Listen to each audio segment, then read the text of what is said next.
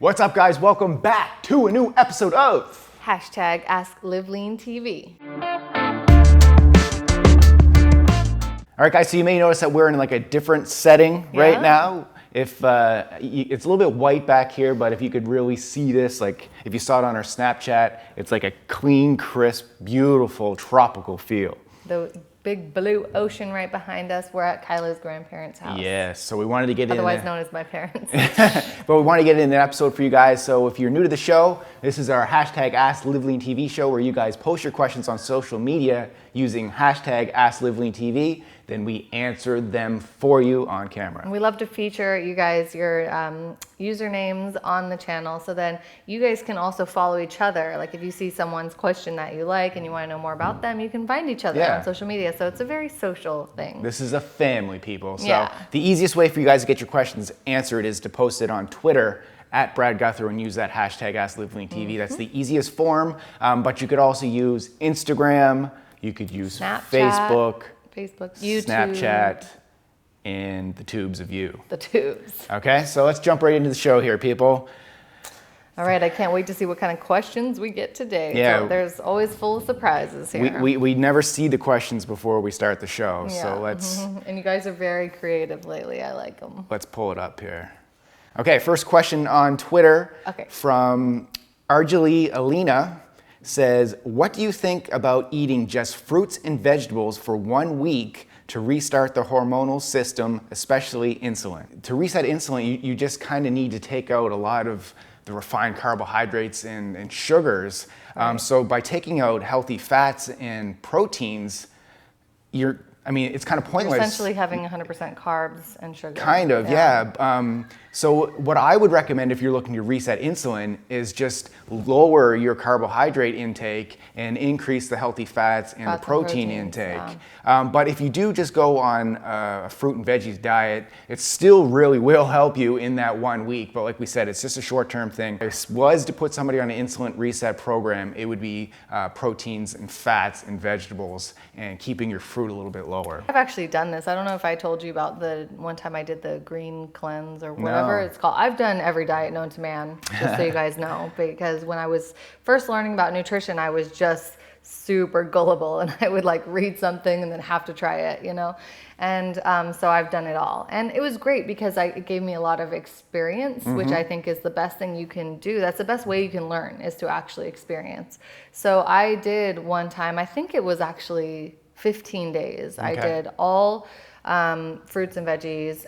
You feel great initially, but then it does get to a point where your energy, initially your energy goes up, but then after a while your energy goes down because you're missing that balance. I think you don't feel great for like the first 3 days as your body is reacclimating, but then after that 3 days you start to feel great, but then you probably do hit a wall. Yeah, you definitely I've never done it before, but that's what I've heard people say. Yeah, but it definitely makes you feel cleaner inside, so you can try it. Try anything for 1 week. Yeah, exactly.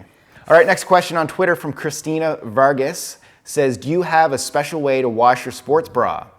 Oh, this one's to you, obviously. I have a very difficult time because they get old real fast. How do you wash your sports bra? I wash mine by hand. I'm out by the river with like...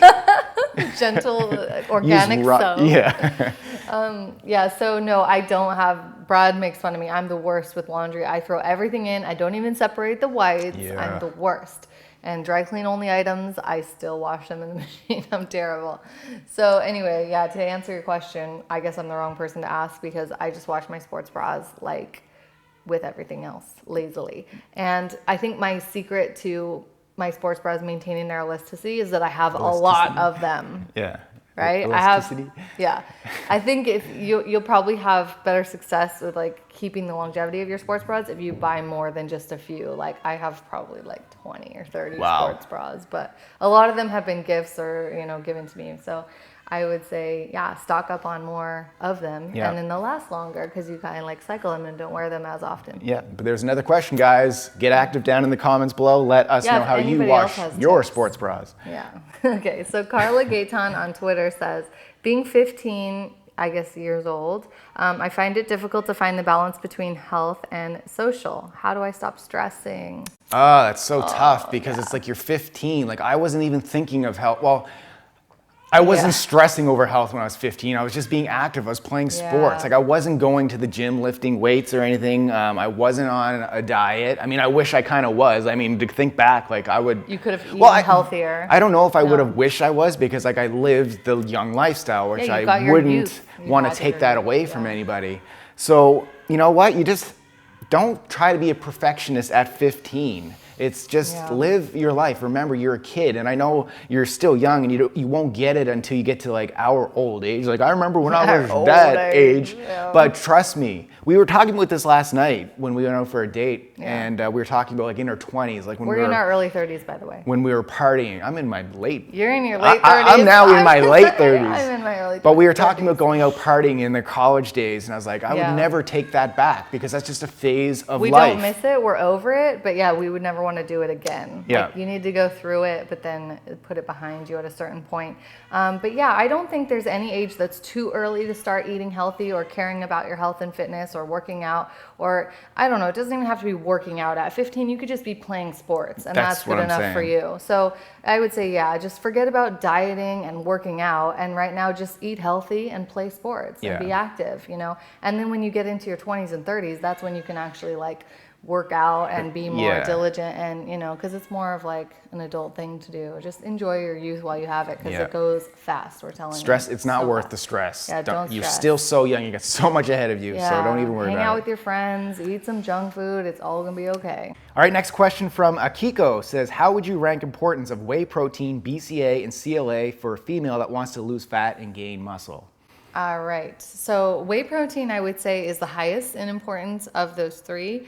If you can only afford one of the three, I would say just get whey protein only. You say you wanted to lose fat and gain muscle. BCAAs is important for gaining muscle, especially if you're a hard gainer, but BCAAs is also in whey protein naturally. So if you take a BCAA supplement, that's just above and beyond what you're getting from the whey protein. Yeah. And CLA is like, I don't know, I would ditch that one. I don't think it's all that important. Like if you're looking for supplements that you don't need to take or don't need to spend money on, you could get rid of that one. It does help with fat loss in some cases, but the most important thing for fat loss is that you're in a slight caloric deficit and you're doing your workouts. Yeah, so it sounds like what you want is a body recomp, which the whey protein is definitely important, and the BCAAs can be important as well, because like you said, you're gonna be in a slight deficit. So you wanna make sure that you're actually maintaining your muscle and you're protecting your muscle. And not burning your muscle. And that's what the essential amino acids do, is they will create like that ozone layer over your muscle to help protect your muscles when you're in that slight deficit. So I would go with whey protein, BCAAs, and then I would toss CLA if you don't have it in your budget. In the order that you wrote them, that's the order of importance. Okay, so now we're going on to Jeremy at Bluff from Twitter. How many grams of protein should I consume per body pound trying to lean up while maintaining and building muscle? Yeah, so I'll give you a simple way to do that is just take your body weight and eat that in grams of protein. 1 for 1. 1 for 1. Yeah. And some people lower that a little bit as well. They'll do their lean body mass. So lean body mass is your body weight minus your fat mass. That gives you your lean body mass. So if you know what your body fat percentage is, subtract that from your weight and you can take that. But I would do that more for weight loss. He says he's trying to build muscle. Yeah, but the thing is, if you are like really obese or something, if you're starting out at 300 something pounds, you don't need to eat 300 something pounds of protein. Yeah. So, like within reason, you want to kind of base it off mostly your lean body mass. Yeah. But it kind of depends on your starting weight. Yeah, like we don't know enough information from you based on that, but so that's what we would say is the starting point is 1 for 1. Yeah, and that's the easiest way to go about it.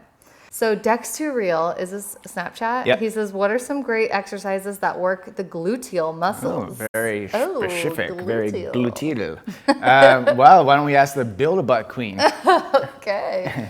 So if you guys don't already know, I have a whole program specifically for the gluteal muscles. And it's called Build-A-Butt. So it's a 6-week program that you can do from home. The original version was a gym version, but then I kind of turned it into a home version because I was hearing from so many people that they wanted to do it, but didn't have access to weights. So I made it not weight friendly, so that you can do it from absolutely anywhere. You can also take it to the gym, add weights to it if you want to, but all the exercises you can do in your living room or bedroom, and they're all for the glutes. So you want to know some great exercises. All the best exercises are in that program, but just to give you a few off the top of my head, like my top maybe 3 favorites are squats, lunges, and like hip thrusters, like otherwise known as a bridge. Mm-hmm.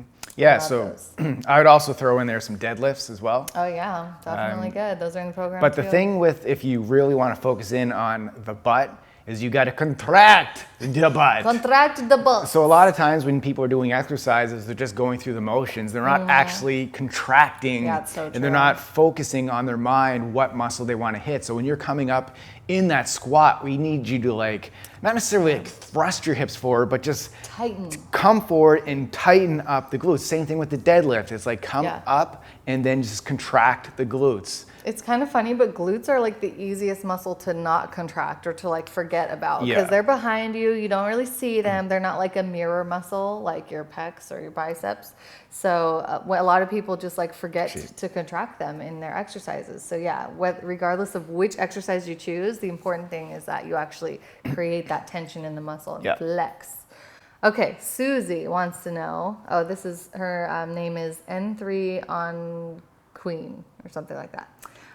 Do weighted squats and lunges bulk up your legs? I am pear-shaped and I don't want my legs to get any bigger. Mm-hmm. We were just talking about this as well. Yeah, I know. We did talk about this just yesterday. I think how everyone thinks that working lower body is going to make the lower body bigger. I've always said, and you didn't say that you want to lose belly fat. You didn't say you want to get leaner abs or anything like that, but I assume that's what you want. Most people do. Let's be real. I always say the way to get abs is through your legs. It is. And your nutrition, obviously. Oh, and your nutrition, yeah. But if you're going to focus on exercise to get abs, it's through your legs. So what I mean by that is your legs are the biggest muscle in your body. So you're saying most metabolically active You're muscle. saying you don't want to get your legs any larger. Yeah. Like, and she's pear-shaped. Don't worry about that. Like, you're going to see incredible results from I'm sorry. Jesus. Holy shit. You know I talk with my hands. Did you chip my tooth? No, you're good. Yeah. Good thing that tea wasn't that hot. If you're on the podcast, she's just drinking with the hand that's right beside me. I'm going to drink my tea over here now. So, but anyway, getting back to the question, I forget where I was, but the answer is no. Like, don't worry about getting bigger legs by training legs. Like, seriously, like, the overall hormonal response in your body from training legs is going to totally destroy fat all over your body. He's such an arm talker. Okay. Anyway, back to the question, like what you were saying. And definitely, if you want to slim down, whether it's in your legs or anywhere in your body, then a lot of it comes down to your nutrition, like if you're eating the right amount for your goals. Look at those hands move. And I know. Now I'm getting all crazy. Okay, sorry. Okay, I think they get the point, though. We were kind of distracted, but yeah. Did we answer that question? Yes. Train your legs. They're not going to get any bigger. You're going to lose fat everywhere else. It's going to be okay. And if you did imbalanced training, then you would have a really strong upper body and really weak legs. You don't want that to be the case. You want to be balanced. And if you are really concerned about getting bigger in your legs, just go higher reps then. Like just kind of burn them out. So do body weight only exercises if you want to. You know, you can just do body weight only and do reps until you fatigue. Yeah, but I don't recommend that. But if that's your thing in your head, then do it that way. If it helps you feel better about things. Okay, last question of the show is Dexter Real on Snapchat says, deadlifts, the king of all exercises. Is it better to perform them on back day or leg day? Oh, nice question. Very good.